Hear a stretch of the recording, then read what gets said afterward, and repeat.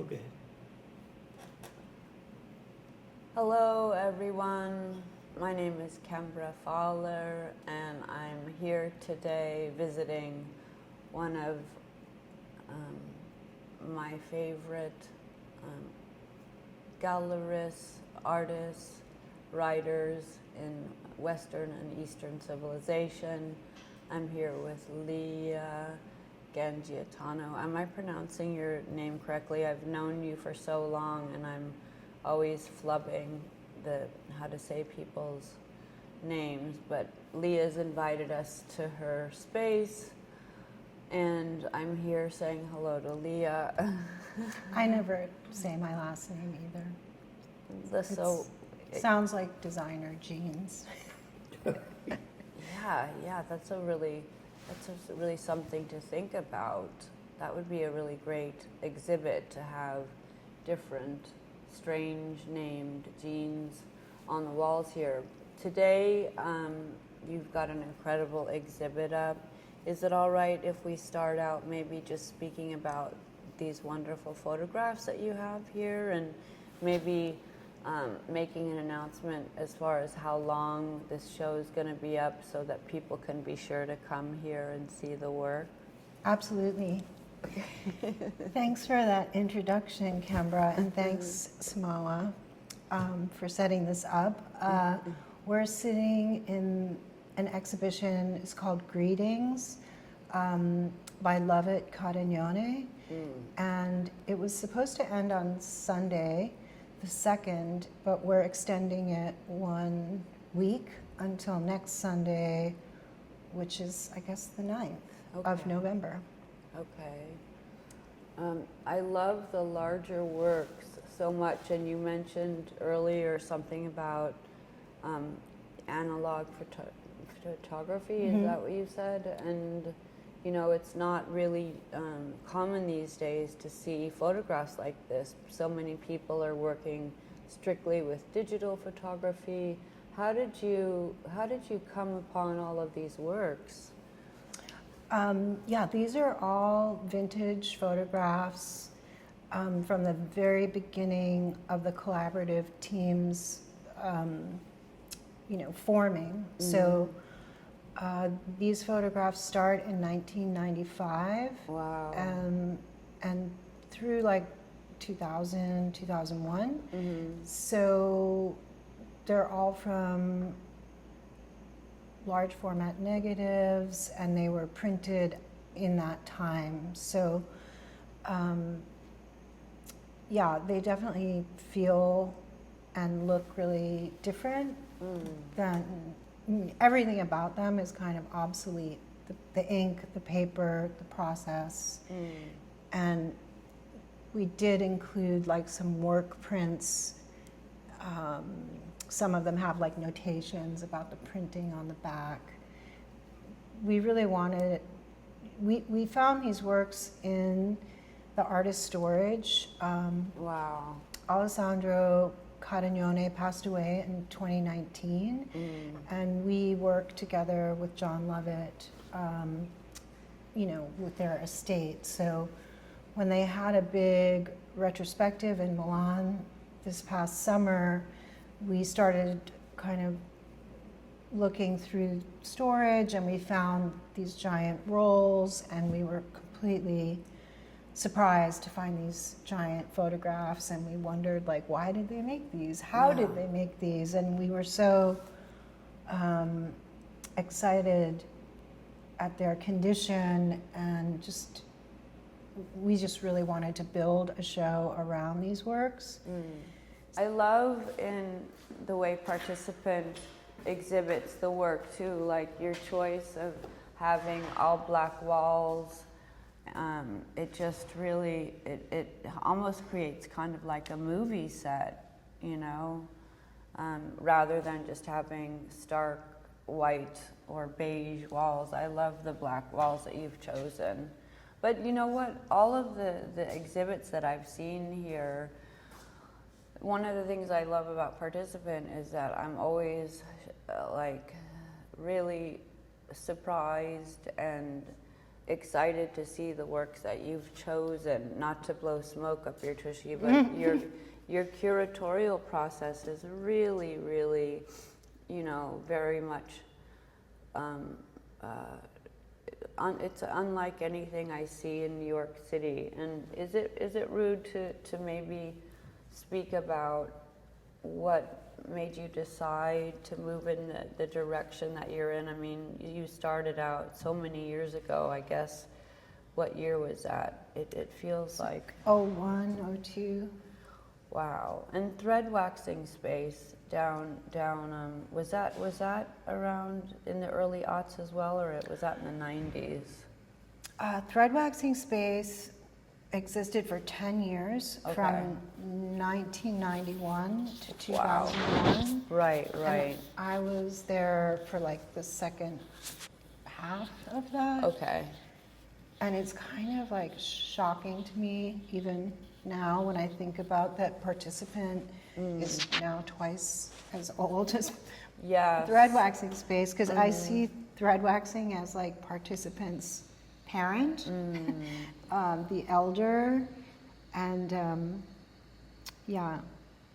I don't really want to grow up, so that's those numbers are hard to fathom. I know, time really has been flying in light of all this trauma and the extreme political climate. It just keeps getting more bizarre as the years go on. But so let's walk down and look at the larger works, shall we, from this show that's going to be up a little bit longer. And oh my God, these are just, like I was saying, these are so cinematic too. I think so too, yeah. Like a whole world. And the cable release, like sort of implicating the viewer so intimately in what's happening.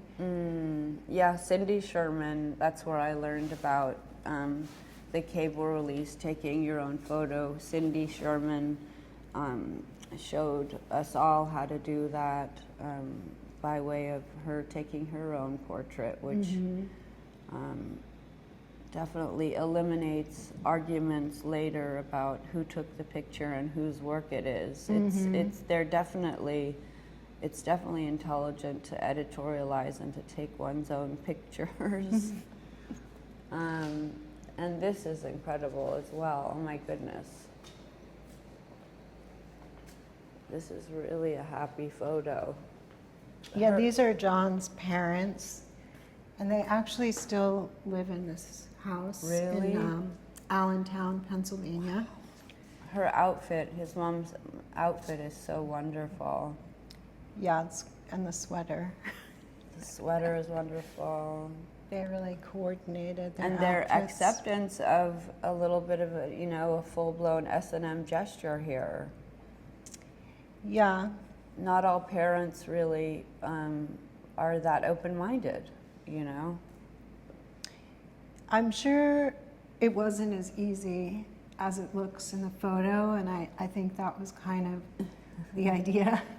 But they did cast their parents, both sets, in this body of work. Okay. So there are some in Pennsylvania and some in Milan, and with Alessandro's parents. And this body of work really they moved on into other types of work, performance, video, sculpture and installation. They formed a band called Candidate, which I'm sure, was inspired by people like yourself and the voluptuous horror of Karen Black, and people like Vaginal Davis, who always called upon artists to start bands, and they really heeded that call in always wanting to kind of divorce themselves from the commercial constraints. So, this work was shown in New York and in Milan and in other places, Berlin, of course, They had a lot of support from Frank Wagner, who was a curator who really brought a lot of this type of work from New York to Berlin, and was raising awareness there about HIV/AIDS and safer sex practices, and their work was part of that. But once they were done, they moved on and did a lot of different types of work with different collaborators, and they kind of removed themselves as the actors in a way, and cast other artists and friends to be in the work. And wow, it's just really a brilliant show. I hope that everyone can come out and see this before it comes down. Another question I had was, you know, a lot of the shows that you have, you're able to encourage and put the time in to create books about the shows that you do. And one of the books that I loved very much and wanted to thank you for creating was Dead Flowers, which was a piece that we did in Philadelphia at a wonderful gallery space that you collaborated with. And other books that I've loved that you've done are Taboo's book. You've got another book that you spoke to me about today that's being celebrated tonight about... Oh, the Greer Langton book. Yeah, we're hosting a launch tonight. Yeah, here it is. This looks incredible. So this is a book of Greer's photography, and it was published by Magic I love Hour the size Press. of it. I love the size of it too. So many photography books are like 20 by 24, and you can't even open them or carry them without them falling off the table. Kenneth Anger once said to me that he hated large magazines and large art books because they were too slippery. And this is really user-friendly and ergonomic. You can carry it in your backpack if you want to take it off your bookshelf and just gaze at these beautiful images. But I mean, I don't mean to be such a size queen and speak about size, but I love this size book. It's beautiful. On my, oh, what a wonderful Vaginal Cream Davis book. And when did this come out, I wonder? This came out when the first iteration of Magnificent Product opened at Moderna Musik in Stockholm. Okay. So this is the show that also, I mean, this is the book that accompanies the show here in New York at MoMA PS1. Which I believe is going to be up until at least March, right? And I really encourage everyone to go and see the Vaginal Cream Davis show at MoMA PS1. Yeah, and I wanted to, just since we're on the record here, well, you mentioned Dead Flowers, and of course we did Fuck Island together, amazing shows of yours, but I did want to just, I always like to remember that I have to see my notes because I forget what year it is since we have been here so long. But the 2008 Whitney Biennial, the voluptuous horror of Karen Black show at the Park Avenue Armory changed my life. So I had to mention that, and since Vaginal Davis is our president, and I was, really moved by her introduction. So was to I died. Your when, show. Yeah, it was incredible. And I'm just going to quote her right now because Okay. I wrote it down because I loved it so much, where she called you the mother of availabism, anti-naturalism, gothletics, daytime glamour, New York actressocracy, and to you both, her favorite rock band of all time, and I just wanted to concur with that sentiment.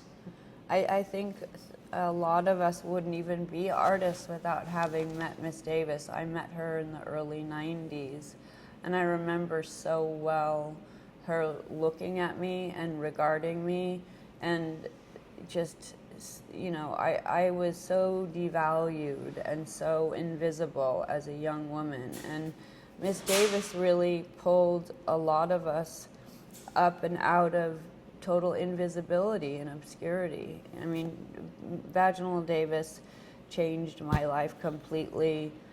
Well, obviously she feels the same.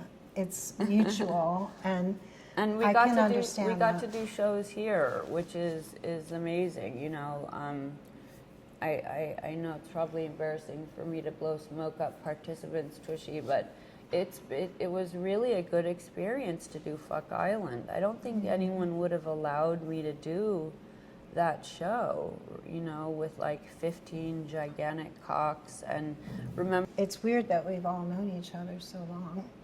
yes, more than 5 minutes. It feels like 5 minutes and 5 million years at the same time. It's been such a great month with this show here, with Miss Davis's show at PS1. I sort of feel like we've covered everything, and I didn't mean to just brush over the wonderful introduction that Miss Davis made. I think we could have maybe ended the interview with that. It was so, my heart just broke when she introduced us like that. It just meant everything that she got to be here. And Miss Davis hasn't been in New York for a while. It's been a while, yeah. You know, this was an incredible celebration of her work. So I hope everyone gets to PS1, MoMA, and I hope everyone gets to Elizabeth Street to participant. And I think we're going to end it, don't you think, Samoa? I mean, we could talk for another half an hour, but we're all very, very busy in New York today, and I guess we're going to end it right now. Is that okay, Lia? Yeah, thanks, Kembra. Yeah, let's Thank you, Samoa. Thank you, Samoa, for being Samoa Scorsese and filming here and setting up the lights so nicely. And I guess we'll say goodbye. Bye. I almost had a heart attack. Why?